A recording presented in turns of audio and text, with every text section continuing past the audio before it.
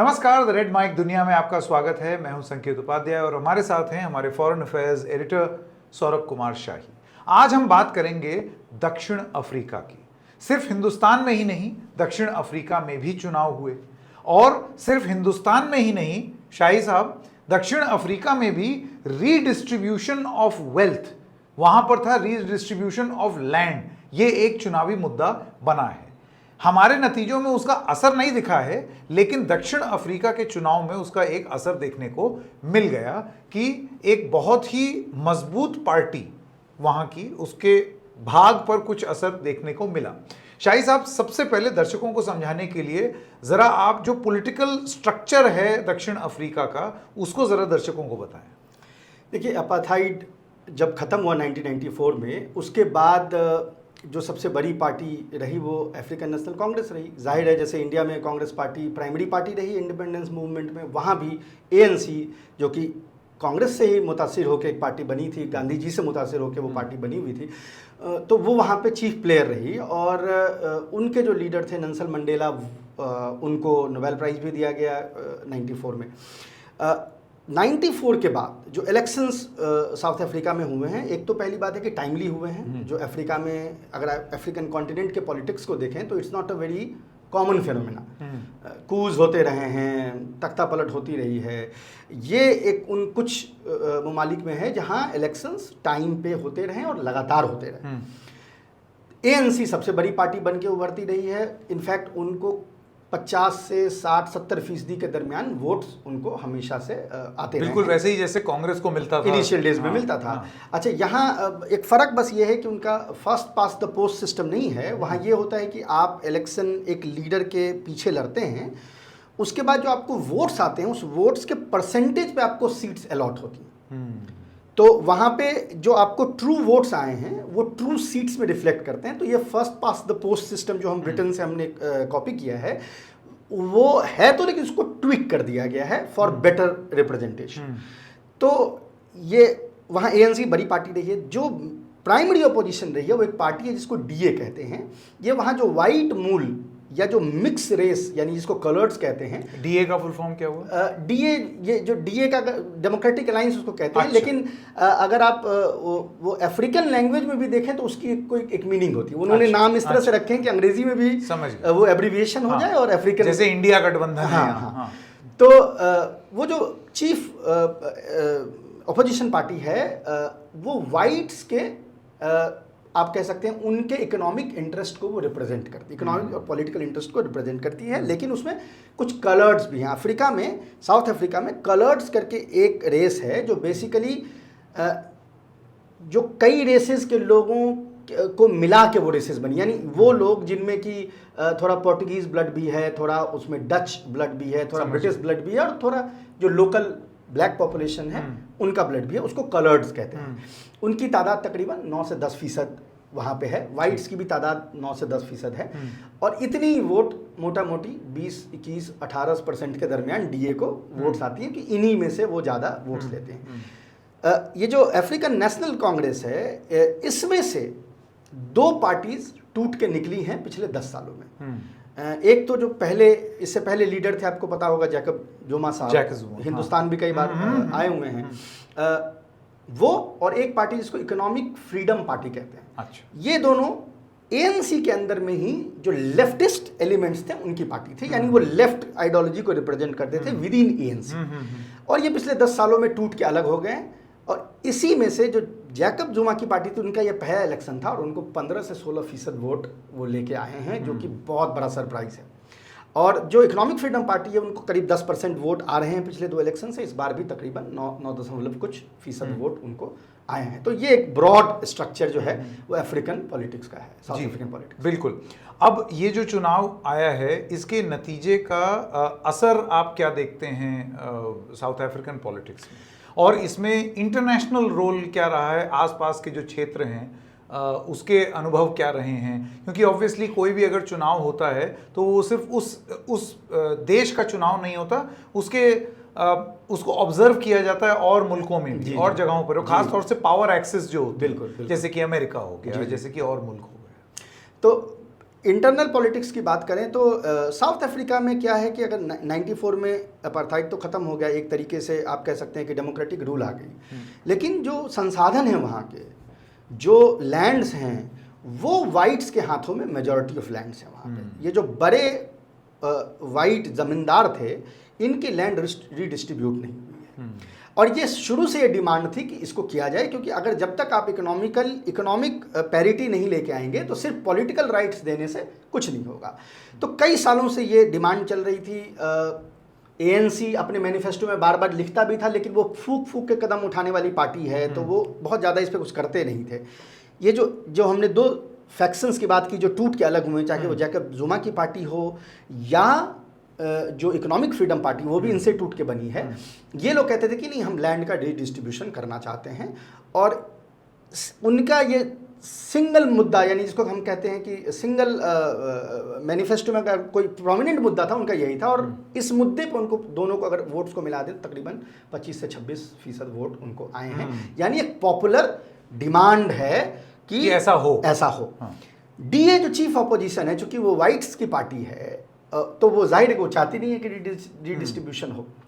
और DA के में बहुत लोग ऐसे हैं जो अपार्थाइड एरा में, ये वो लोग थे, हुक्मरान थे, जो अपार्थाइड को इन्होंने इम्पोज कर रखा था। तो जाहिर है इनके संबंध वेस्ट में उन मुल्कों के साथ हैं, खासकर UK और USA के साथ, ऑस्ट्रेलिया के साथ, जिन्होंने अपार्थाइड का बहुत दिनों तक समर्थन किया था। बिल्कुल लास्ट में आके इन्होंने पाला बदला था। तो ये इस इक्वेशन को, इस रिलेशनशिप को वेस्ट ने इस इलेक्शन में यूज किया प्रेशराइज करने के लिए साउथ अफ्रीका को। आपको पता है कि गजा वाले मामले पे साउथ अफ्रीका पूरे थर्ड वर्ल्ड में सबसे आगे होके उसने कवायद की दिखाई है, ICJ में भी और बाकी जगहों पे भी। तो एक ब्लैकमेलिंग पिछले 2-3 महीनों से चल रही थी ANC को, जिसमें उनको ये बार बार वेस्ट कह रही थी कि आपको जो इकोनॉमिक जो ट्रेड में हमने प्रेफरेंशियल ट्रीटमेंट दिए, वो आपसे विड्रॉ कर लेंगे। और एक सिग्नल वहाँ के वोटर्स को दे रही थी कि तुम ये ZA जो है, जो वाइट्स की पार्टी है, उनको जिताओ, उनको नहीं जिताओगे तो हम इनसे प्रेफरेंशियल ट्रीटमेंट छीन लेंगे। तो एक तरीके से इलेक्शन इंटरफेरेंस जो है वो बड़े लेवल पे कर रही थी। और वो कैसे कर रही थी? जो वेस्टर्न मीडिया है वो सिर्फ और सिर्फ रिपोर्ट्स, इन्हीं लाइंस पे सारी रिपोर्टिंग उनकी हो रही थी। वो चाहते थे कि ZA किसी न किसी तरह पावर में आए। तो खैर वो नहीं हुआ। हाँ, इन्होंने इतना ज़रूर कर दिया कि जो जिस ANC को कभी ज़िंदगी में एलाइज की ज़रूरत नहीं पड़ी, वो 40% वोट के साथ अब उसको एलाइज की ज़रूरत है, क्योंकि 50% नहीं बहुत है। कुछ हिंदुस्तान से मिलता जुलता है। लेकिन ये ज़रूर है कि उनके जो एलाइज हैं वो अपने ही पार्टी से टूटे जो लोग हैं, फैक्शन से, उनमें भी वो ढूंढ सकते हैं। खैर अभी सरकार बनी नहीं है और बहुत ही खींचातानी चल रही है।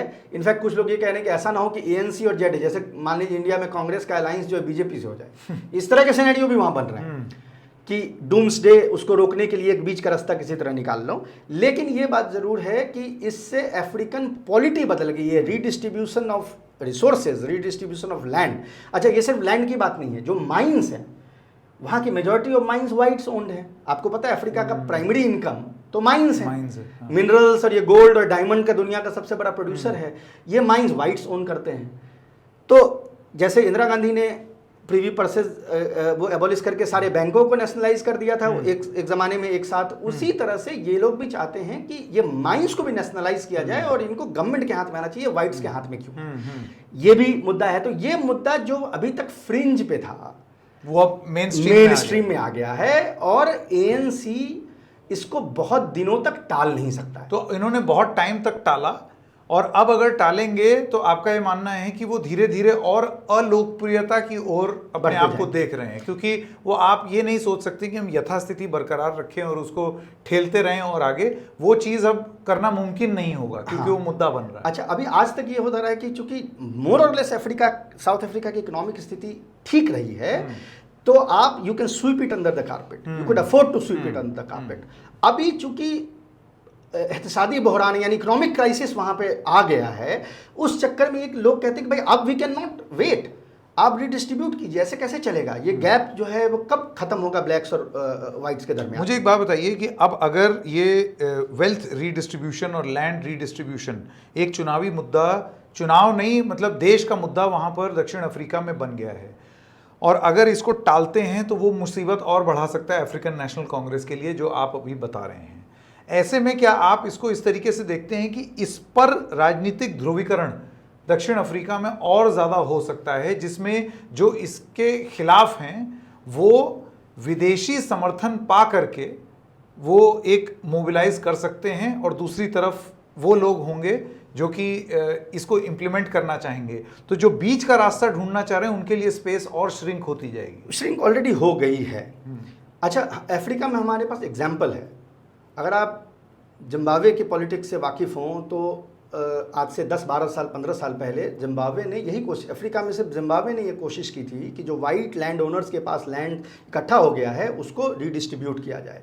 और उस चक्कर में रॉबर्ट मुगाबे को जिस तरह से और जिम्बाब्वे को जिस तरह से पनिश किया यूके, यूएस और तमाम वेस्टर्न कंट्रीज ने जिनके इंटरेस्ट वाइट के साथ हैं, करेक्ट, उन्होंने तमाम किस्म के सैंक्शंस जो लगा दिए, यानी भुखमरी की नौबत ला दी। वहां तो इन्फ्लेशन कितना ज़्यादा, इन्फ्लेशन मतलब इन्फ्लेशन वॉज इन 1000%। पैसे की कीमत जो है वो ऐसी हो गई कि मिलियन में नीचे आ गई, यानी मिलियन आप जिम्बाब्वे का कुछ करेंसी लेके जाते तो एक चाय मिलती आपको, इस तरह की। पर ये कोई नेचुरल नहीं था, ये आपने कोर्स किया। जो एक वेस्टर्न इकोनॉमिक सिस्टम है जिसको एज ए कोर्सिव मेजर वो यूज करते हैं, चाहे वो ईरान हो, वेनेजुएला हो, जहाँ भी उन्होंने यूज किया, जाहिर उसकी दांत जो है वो टूट रही है धीरे धीरे। लेकिन जिम्बाब्वे को उन्होंने 15 साल तक बिल्कुल इकोनॉमिकली निस्ताबूद कर दिया था। तो ये धमकी साउथ अफ्रीका को भी वेस्ट इशारे इशारे में देता रहा है। बहुत इंपॉर्टेंट पॉइंट आप बता रहे हैं शाही साहब, क्योंकि अच्छा पड़ोसी मुल्क हैं साउथ अफ्रीका और जिम्बाब्वे, तो एक उदाहरण उन्होंने देखा हुआ है कि एक देश बर्बाद कैसे हो सकता है अगर सैंक्शंस लग जाए। यानी कि बांह मरोड़ने की जो एक तकनीक जो वेस्टर्न कंट्रीज के पास है, आप कहते हैं कि वो एक डर एएनसी को या वहाँ के जो लोग हैं उनको भी सता सकता है कि कहीं इस तरीके की चीज़ हमारे ऊपर आ गई। वो एएनसी तो सेंट्रिस्ट पार्टी है ना। हाँ। तो उसको तो हमेशा ये ख्याल रखना पड़ता है कि फूक फूक के कदम उठाएं। हाँ। अभी जैसे उन्होंने एक बहुत बड़ी डिमांड थी कि यूनिवर्सल हेल्थ केयर जैसे वेस्ट में होता है उस तरह का उन्होंने इम्प्लीमेंट किया है। तो उनको ये लगता है कि हम धीरे धीरे इसको करना चाहते हैं। अभी हमने यूनिवर्सल हेल्थ केयर किया, फिर माइंस कर देंगे, फिर जाके कहीं लैंड करेंगे जब वेस्टर्न कोर्सिव मेजर्स जो हैं वो और कमज़ोर पड़ेंगे। लेकिन जो फैक्शंस उससे टूट के निकले हैं, जिनको अब पॉपुलर सपोर्ट वो भी तुरंत चाहते हैं। हाँ, वो चाहते हैं कि त्वरित, क्योंकि इकोनॉमिक कंडीशन अफ्रीका में खराब होती जा रही है साउथ अफ्रीका में, तो वो चाहते हैं कि we can not wait for it.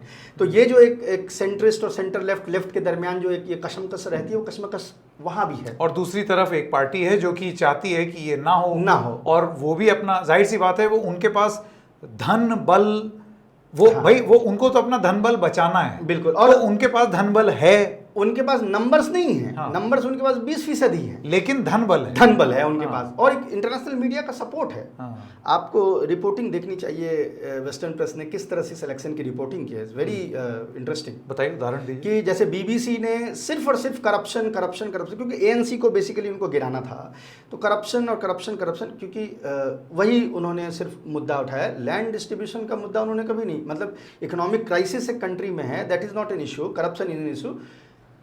Third world में कौन सा कंट्री है जिसमें corruption is not an issue? ये चीजें हैं यहाँ पे। उसको यूनिकली अफ्रीका पे, साउथ अफ्रीका पे इंपोज करना जो है वो एक एजेंडे के तहत होता है। कौन सा कंट्री है, भारत में नहीं है, कहाँ नहीं है, थर्ड वर्ल्ड में कौन सा मुल्क है जिसमें करप्शन इशू नहीं है? लेकिन इकोनॉमिक क्राइसिस को इशू ना बोल के सिर्फ करप्शन को issue banana, it's a very targeted campaign. Correct, बहुत इंटरेस्टिंग है, और बिल्कुल ऐसे लग रहा है जैसे कहीं ना कहीं इसमें एक परछाई, झलक हमारे देश की अपनी खुद की राजनीति जो है उससे मिलती जुलती दिखाई दे रही है कि किस तरीके से यहाँ पर राजनीति हुई थी। अब देखना ये होगा इसका असर क्या होगा और कितने लंबे समय तक ये चल सकता है, और राजनीतिक परिणाम आगे चल के किस तरीके से होते हैं, और पॉलिटिक्स कैसे शेप अप होती है। शाही साहब बहुत बहुत धन्यवाद, और दर्शकों का भी रेड माइक दुनिया के इस एपिसोड में फिर मिलेंगे एक और एपिसोड के साथ। तब तक के लिए नमस्कार।